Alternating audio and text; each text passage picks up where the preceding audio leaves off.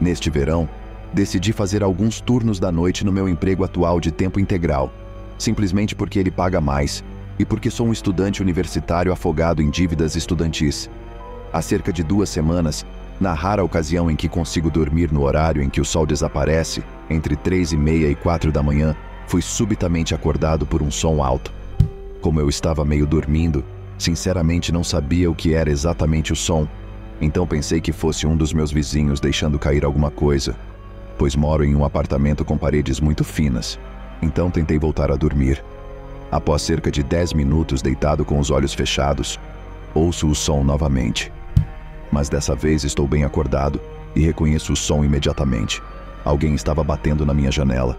Para contextualizar, sou uma mulher solteira que mora sozinha em uma suíte no porão, portanto, minhas janelas ficam basicamente no nível da calçada. De qualquer forma, obviamente estou apavorada, não sei o que fazer. Não quero me mexer nem fazer barulho para que não saibam que estou em casa e estou congelada deitada na cama. Então, ouço a batida novamente. Imediatamente me levanto, pois minha reação de luta ou fuga entra em ação e corro para a porta da frente, onde estão minhas chaves com spray de pimenta.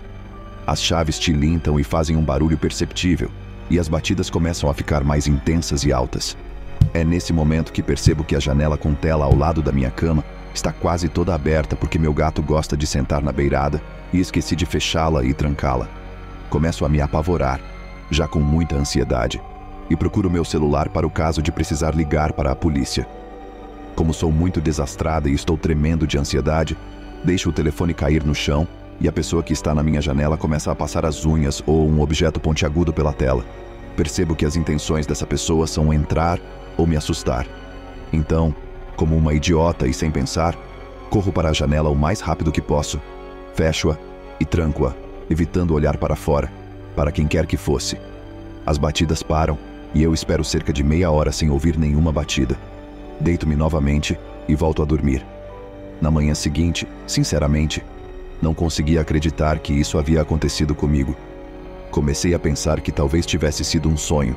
Então saio para investigar e vejo uma garrafa de cerveja vazia e um cobertor rasgado.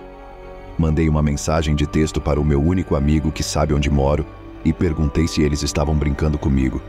Eles disseram que não, o que eu imaginei porque eles não dirigem e moram bem longe, e os ônibus perto da minha casa param de circular bem antes das 3 da manhã. Então liguei para o meu senhorio e contei o que aconteceu, e ele disse para ignorar e que isso já tinha acontecido antes, o que é muito assustador. De qualquer forma, eu obviamente reconheci agora que deveria ter feito muitas coisas de forma diferente e chamado a polícia imediatamente. Isso não aconteceu desde então, mas ainda assim é muito assustador. Mas não posso me dar ao luxo de me mudar novamente.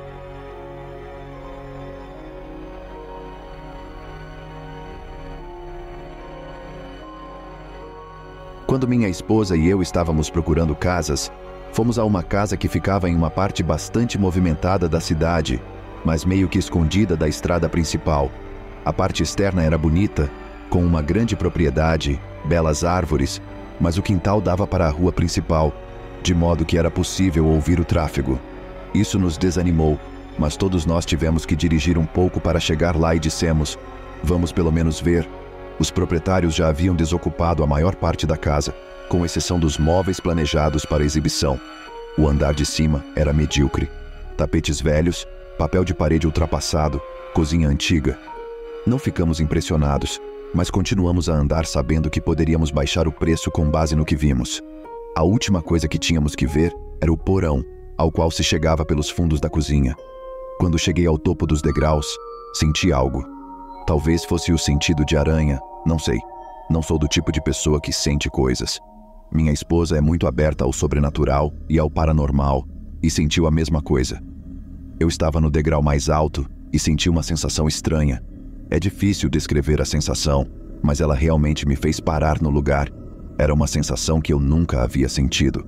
Era como se eu estivesse entrando em uma densa névoa invisível que você podia sentir ao seu redor. Os pelos dos meus braços se eriçaram e senti tudo em meu corpo dizendo: algo não está certo aqui embaixo. Mas descemos os degraus e a névoa foi ficando mais pesada à medida que avançávamos. Quando cheguei à base dos degraus, Parecia que eu estava enrolado em um colete pesado e andando na areia. Olhei para minha esposa e disse: "Você está sentindo isso?" E a expressão em seu rosto era de puro pavor. Ela estava branca e pálida e obviamente estava sentindo a mesma coisa. Ela ficou na base da escada e disse: "Vou subir de novo, acho que não precisamos ver mais nada. Vamos embora." Antes de se virar e subir as escadas, a corretora de imóveis queria continuar olhando, então fui com ela, achando que seríamos rápidos. Abrimos uma porta, vimos onde ficavam a lavadora e a secadora, olhamos o banheiro completo, a porta de vidro deslizante que dava para o quintal.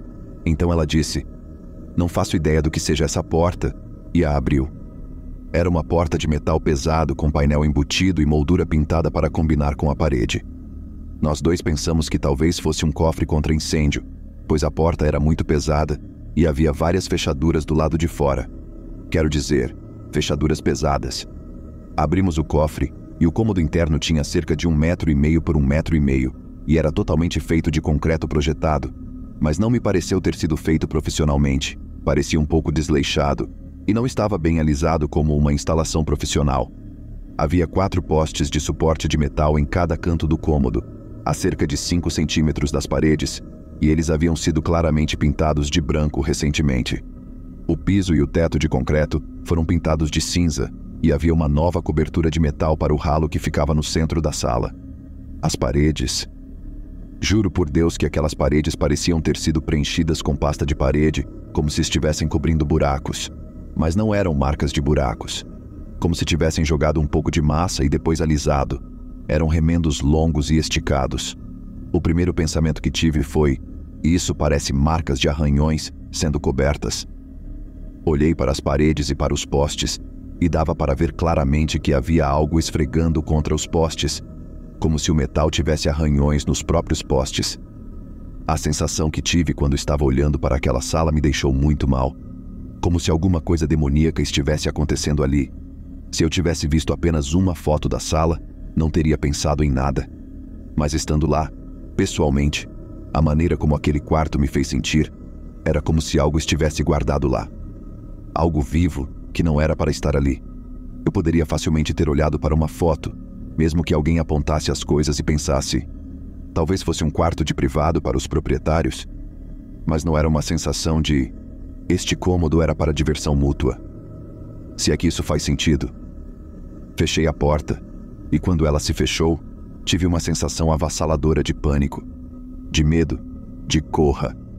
E eu podia sentir calafrios subindo e descendo pela minha espinha. Era como se algo estivesse bem atrás de mim, respirando em meu pescoço.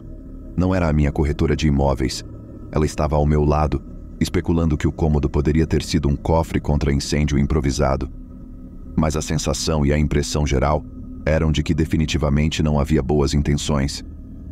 Começamos a sair e ouvimos o que parecia ser um gemido baixo, como se alguém estivesse sentindo dor, mas não havia nenhum lugar de onde o barulho pudesse vir. Podíamos ver todo o porão de onde estávamos e não havia nada. Então pensamos: talvez o vento lá fora? E começamos a subir as escadas. Chegamos talvez ao 4º degrau, e a porta do porão, que havia sido aberta anteriormente e mantida aberta por um batente, fechou-se com força atrás de nós, como se alguém tivesse pegado a porta e usado toda a sua força para fechá-la. A corretora de imóveis olhou para mim e disse: acho que o ar entrou em ação e forçou o fechamento. Eu disse: sim, deve ter sido isso, e subimos as escadas. Quando minha esposa e eu estávamos indo embora, sentamos no carro por um momento e eu olhei para ela e disse: por favor, me diga que você também sentiu isso.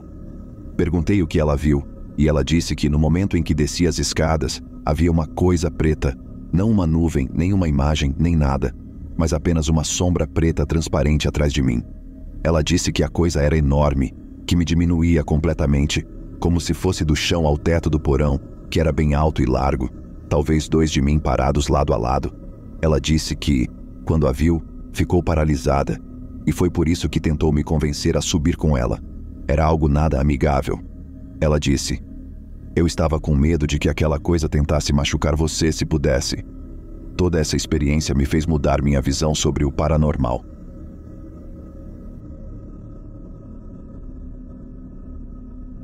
Cresci em uma casa que tinha alguns espíritos. Minha família é toda cética e encontrava alguma maneira de explicar as coisas. Vou contar algumas experiências e depois entrarei na história principal. Nossa casa tem 3 andares e, tecnicamente, 3 quartos principais, um em cada andar. O quarto do andar principal era usado como escritório. À noite, eu ouvia constantemente alguém andando pelo escritório, pias sendo ligadas, vasos sanitários dando descarga e, ocasionalmente, tomando banho. Meus pais sempre diziam que alguém estava acordado e fazendo esses barulhos. E o banheiro e a água correndo eram apenas canos com defeito. Havia uma sombra que aparecia no andar de cima. Havia uma espécie de varanda com vista para o saguão, e eu geralmente via quem eu presumia ser uma senhora de vestido andando de um lado para o outro. Meus pais simplesmente diziam que era a sombra de alguém do lado de fora. Estávamos em uma colina com vista para todos os nossos vizinhos. Não sei como eles achavam que isso era possível. Eu odiava usar o banheiro do andar de cima, que era o meu banheiro. Eu ouvia conversas e cantos no banheiro. Quando não havia ninguém em casa e eu estava lá, alguém batia na porta. Certa vez, eu estava tomando banho e ouvindo música. Ouvi a batida muito alta, tão alta que sacudiu o cômodo. Depois a porta trancada se abriu e ouvi um grito. Meus pais disseram que meu irmão estava me pregando uma peça, coisa que ele nunca fez. De qualquer forma, vamos ao evento principal.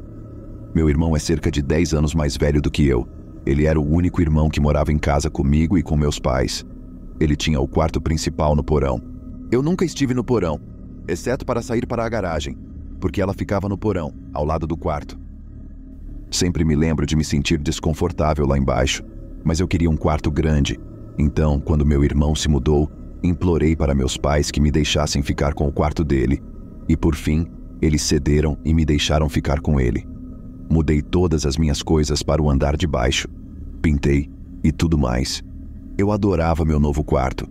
Um dia, estava conversando com meu irmão sobre ele e ele me disse: "Cuidado com a menina que mora lá embaixo. Ela gosta de rir." Fiquei chocada, pois obviamente ele estava brincando. Toda a minha família, além de mim, nunca falava sobre esse tipo de coisa. Eu apenas ri e dei de ombros. Provavelmente ele estava apenas tentando me assustar. Cerca de uma semana depois que me mudei para o meu novo quarto, uma amiga veio me visitar e estávamos deitados no chão ao lado do banheiro, rindo e brincando, quando ela precisou ir ao banheiro. Ela fechou a porta e eu estava apenas relaxando quando de repente ela disse: "Pare, isso não é engraçado." Perguntei o que ela queria dizer, pois eu não tinha feito nada.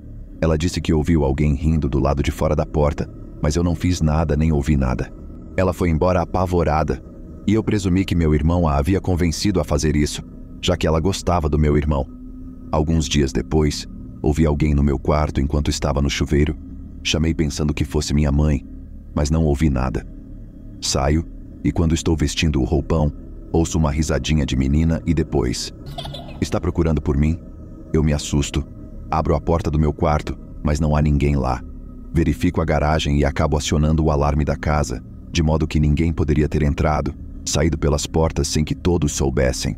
Subo as escadas correndo, e minha mãe está furiosa por eu ter disparado o alarme e conto a ela o que aconteceu.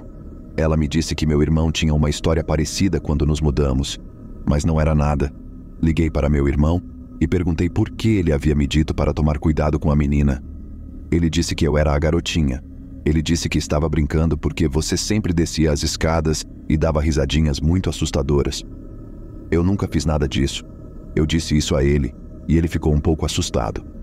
Eu ainda ouvia ocasionalmente a garotinha, nunca a vi, mas ela gostava de rir e abrir as portas do banheiro e do armário. Eu a chamei de Sarah. Meu irmão me ligou hoje e me perguntou sobre isso. Ele me perguntou se eu tinha certeza de que nunca tentei assustá-lo rindo, e eu lhe disse que não. Ele ficou desconfortável.